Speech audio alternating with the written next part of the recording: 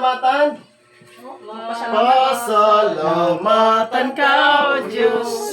Pasalamatan ka, O Diyos. Sa tanan nga gihatag mo, sa kalanon ug sa kusog, ug gimayaon ka sa kabuhatan mo, ug awiton pagadayon ang ngalan mo. Pasalamatan ka, O Diyos. Pasalamatan ka, O Diyos.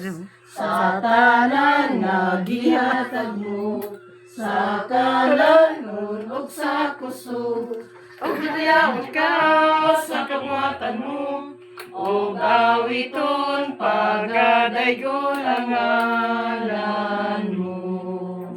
Ang Ginoo manaa kaninyo, Manausap kaninyo. sa ngalan sa Ama ug sa Anak ug sa Espiritu Santo.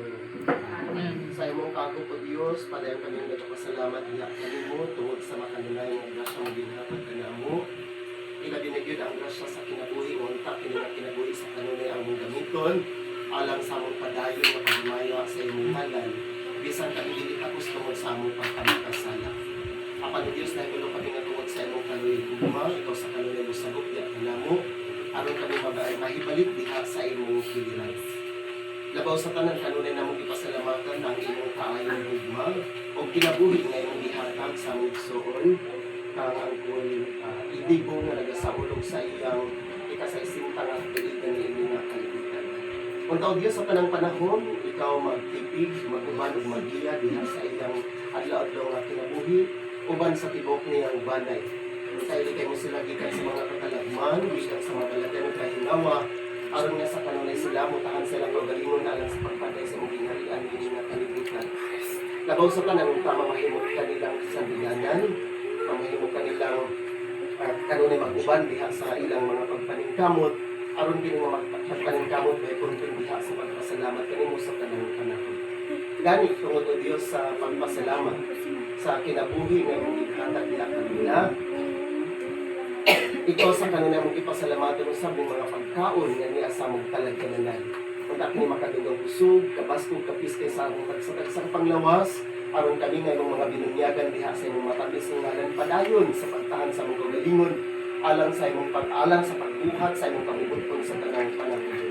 Labaw sa tanan panalangin mo ang mga kamot, ang tibuok banay mo nga nag-andam nining mga pagkaon nga posible ka namong nga mong pagambitan tungod kay sila naghatag marumayong hilas ka namong tanan. Among ginagawa po sa Diyos ang imong panabang, labi na sa among mga igsoon nga layo sa kalayo ni ining among yutang natawhan.